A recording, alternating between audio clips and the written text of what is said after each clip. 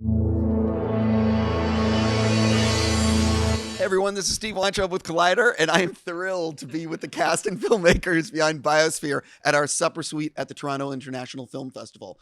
You guys were a surprise late addition to the fest. Was that on purpose? Was it being held?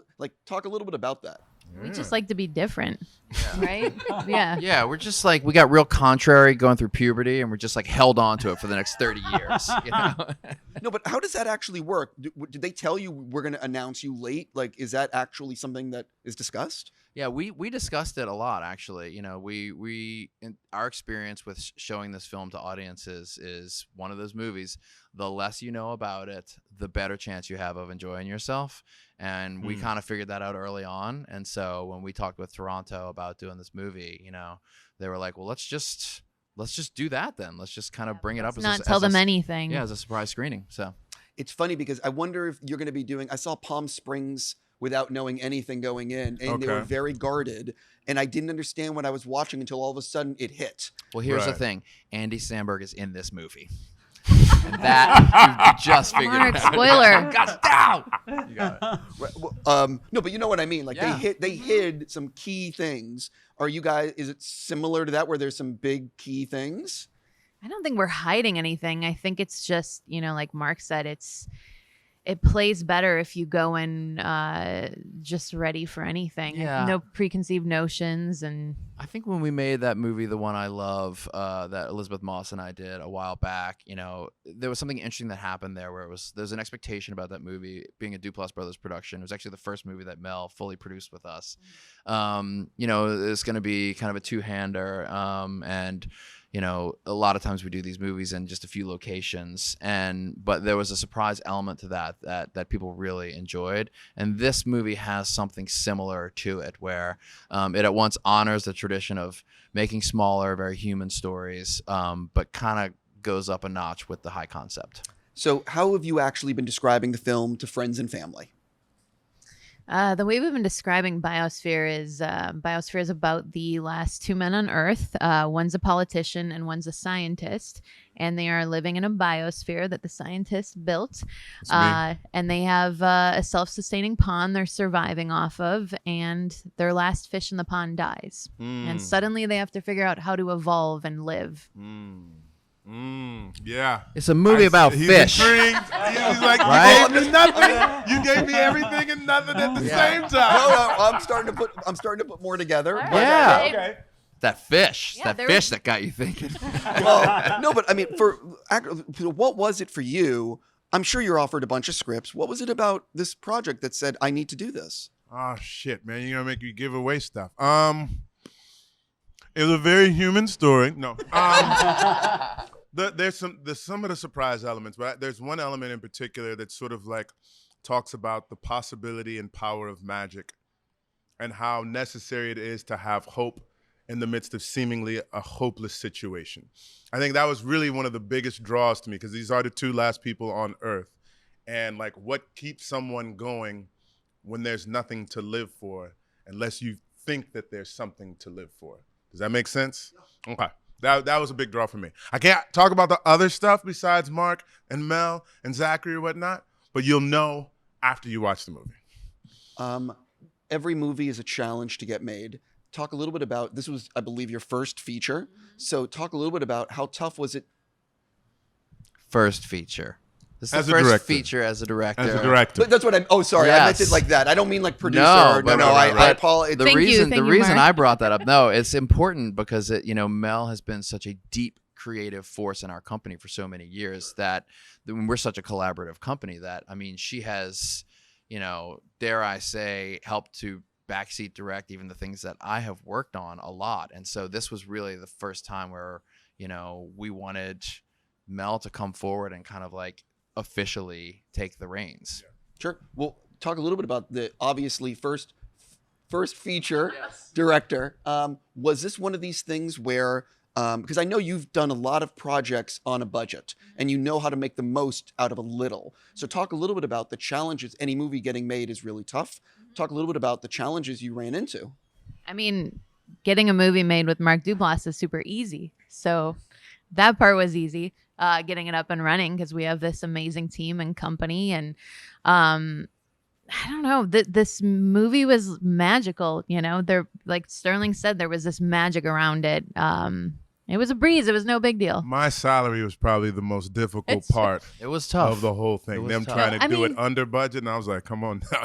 You got SKP Come up on, in this SKP. joint. I mean, we did build a biosphere, so Yes. that should tell you something. I And mean, it's not like the other super cheap movies we were Yeah. able to make, but I think part of what made this movie work, and I'm gonna say this because you can't say it, is that like Mel has given herself fully. Anybody who knows and has worked with Mel has given herself fully to everything we have made and beyond over the last 10 or 15 years. And so when everybody heard that Mel was going to be directing for the first time, it was like everybody showed up I can with believe that. everything Yeah. they had. And it was so, not to be like cheesy, but it was so beautiful to be a part of. It was like, everybody's like, all right, whatever you need, whenever you need, I'm here. Zackary, I'm curious, what ended up being the biggest challenge on your end to help facilitate bringing this vision to life? Working with Mark and Mel and The Lady in the Dale, they were my producers and I was directing. So to have that reversal and to be able to reinforce your vision and what you were doing was such an incredible opportunity to reciprocate your incredible mastery over your work. And these two actors are at the height of your mastery. I mean, these performances, it was sincerely like experiencing a master class, and the performances just jump off the screen. Spoken like a producer. Like that's how you get That's that what you shit do. out The there. truth. Amen. So every time you're making for everyone, I'm sure you're looking at the schedule, you're looking at the script, you see all the things that you need to get done. For each of you, what was the day like that you were most nervous about, whether it be the performance, a set, a locate, whatever it may be? What was like the night before thing that you were most nervous about? I think we saved it for the end. I mean, it'll be real obvious when you see the movie what the answer is for all four of us. But Yeah. but not talking about that one. There's this really fun scene. Part of the concept of the film is these guys are really good at sustaining themselves inside of this biosphere, and part of that is they get exercise. So we have this track around the biodome, and they run around in there. And we have this very long dialogue scene. An argument about Super Mario Brothers and its merit as it applies to these two. But we really wanted to try and see if we could get this fucker in one take, And so we have a rickshaw and someone is running with it because the dome is only so big. And I mean, that's kind of one of those things where like, yeah, we were running forward and we were getting tired, but then our grip, Kezra, is running backwards carrying a rickshaw with a camera person on it. And I've never really seen an athletic feat like that on an independent film before. I haven't seen that much sweat. Yes. I mean, between each take, he's like, yeah, I'm okay. Yeah, I'm okay. Yeah, like, yeah. just patting them off. We smelled it too. The dome's small. Like, You could smell it. Yeah. well, those were the scenes too when we were all locked in the biodome. Yes. They closed the final wall and That's right. left us in there. That's right. And it was August in a warehouse in It's Glendale, toasty. Los Angeles. There's more. I'll talk after the film. After you watch. I have an individual question for you, actually. Go for I'm it. curious. Obviously, you've been a part of This Is Us for many seasons, and is it? Do you sort of feel like, because I know a lot of actors that work on shows, and it limits how many projects you can do because you're working so much on a show, like morning show. When you're filming, you have the 6-month commitment, whatever it may be. This Is Us is a longer commitment. Yeah. Is it sort of? I don't want to say the word happy that it's over, but like it allows you to take on more projects because you are done with that commitment of your life? I think for a lot of actors, variety is the spice of life. And my teacher used to refer to it as controlled schizophrenia, and like letting different aspects of your personality out. And so it's always nice to be known for a body of work over just one character. You love that one character. I'm deeply in love with my time playing Randall or whatnot, but hopefully being able to play a few more things and just sort of stretch it out a little bit being known for that means something to me. So yeah, it's nice getting a chance to play on different playgrounds. I want to switch a little bit to some other questions. We're doing this thing here called Get to Know Your TIFF attendee. Okay. I promise these are harmless. But for all four of you, Yep. if you could get the financing to make anything you want, and I know you can get films made, but maybe perhaps there's this dream project you haven't been able to do. So if you could get the financing to make anything you want, what would you make and why? Someone else go first. The first thing that popped into my head is I want to make more episodes of Room 104. I mean, making that show, what we were able to do, I just thought it was going to be this fun creative side project. Yeah.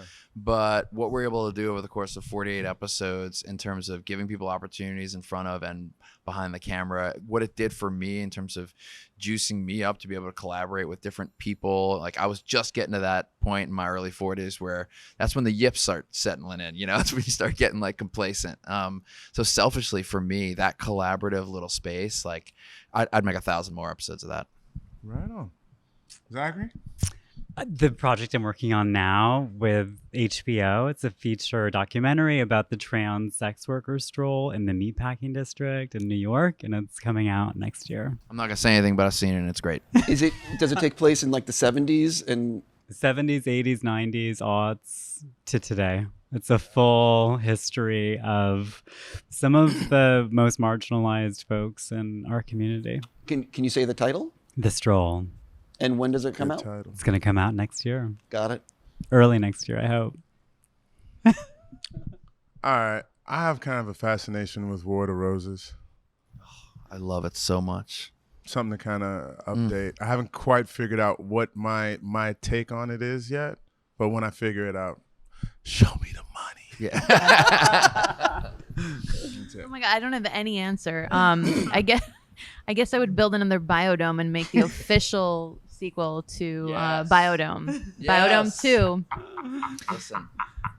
Not to be confused with Pauly Biosphere. ready. Pauly ready. You heard this question recently, so you might have a different answer or you'll keep it. But for everyone else, if someone has actually never seen anything you've done before or worked on, what is the first thing they should watch and why? I made a short film called Mother Comes to Venus with superstar Alexandra Gray, Jasmine Creighton, and Mickey Blanco. And it is easily accessible on the internet and 10 minutes long. Yes. What is it, Mel? For me? Yeah. I'm not in anything. No, like as a producer. As a creator. Yeah. I mean, I am like in a loving relationship still with the movie, the one I love that Mark and I made years ago. That was special. That was just a beautiful, magical experience. Also, you bought your car when we sold the movie. I bought my first car also. That was cool. That was cool. God, for me, Gotta be the league, baby. I don't know. You know, weirdly, a movie I brought to TIFF like 5 or 6 years ago, Blue Jay, that I did with Sarah Paulson, while it's not definitive because it's maybe not as funny as some of the other stuff, it was like the movie where I was kind of least guarded, I think, putting something out. And I don't know what it is. Certain movies you have they just get you at the right time and place, and that one is close to me. This is going to be, I'm going to try to word this right. What TV show would you love to guest star on or guest direct or guest produce or guest write? Like something that you're obsessed with. Pen 15. I think. You are a good fit for that, by the way. This is something that can I'm happen. obsessed with Pen You just 15. put that out in the world. Man, Yeah. I want to learn to act and then go on Succession. Oh, Mel. Oh, yes. I want to learn. Oh, this is so good. Logan Roy affair. Nice. What's yours, Mark? God. I think for me, I want to go back and play like one of the sons of one of the ladies in the Golden Girls in 1990. I just want to be in that world in a very special episode with them. I've been watching that show lately. would It your makes me character feel be? so good. They didn't do very special episodes. They didn't though. do Family 'em, Ties but did in very special 1990, episodes. in like in the late 80s, I'm like 13 or 14, so maybe I get into a little bit of drugs. Yeah, you know? what's the storyline?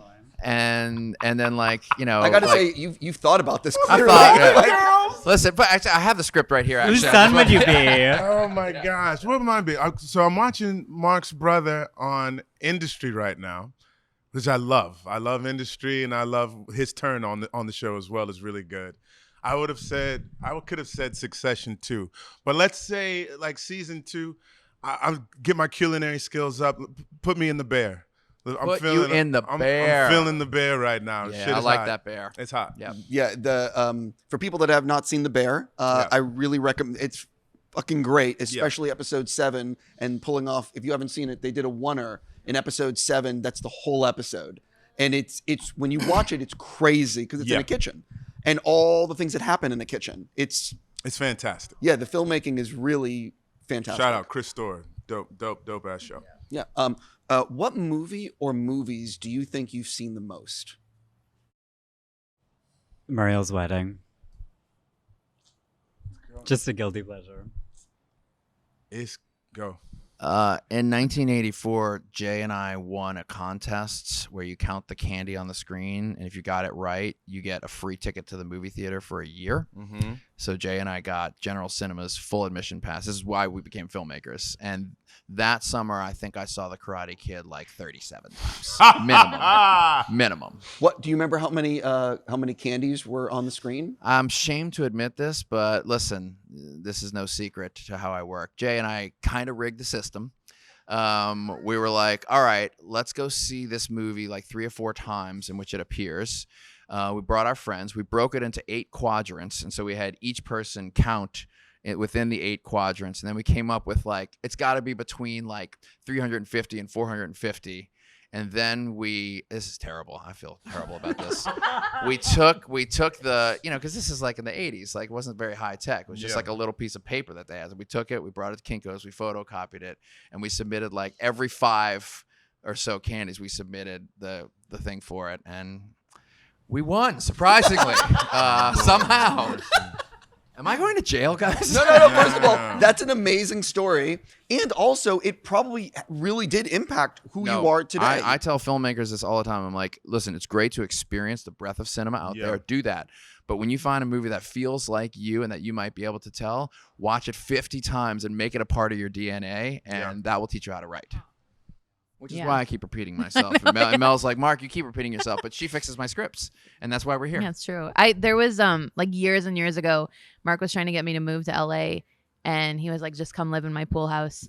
And I spent like months there with one DVD. Yep. And it was When Harry Met Sally. Yep. And I just watched When Harry Met Sally for months on repeat because there was no TV in the pool house. Yep. That's good. Okay. There's a few. Shawshank, Color Purple, Braveheart. Yeah. Yeah, you and I are that age where Braveheart Yo, really... dude.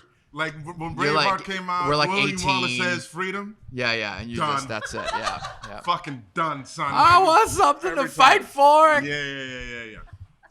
It's funny, though, if I'm ever flipping the channels with Shawshank, just put a fork in me. That's it. It's done. That's it. We're stopping. We're going to watch. Yeah, no, it's... Andy Dufresne.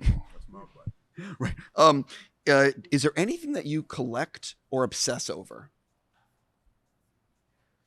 This is really called the Get to Know Your TIFF attendee. I'm not messing around. I'm on I got a steps situation going on, a steps counting situation since Yeah, it's getting real bad. Like if I leave my phone, like I count them on my phone because my phone counts them. Do you aim for like 10,000 a day? I try to get 20,000 in a day is the goal with the exercise. Well, but I take all my phone calls while I'm walking. Mel hears this all the time. And then you can't hear anything.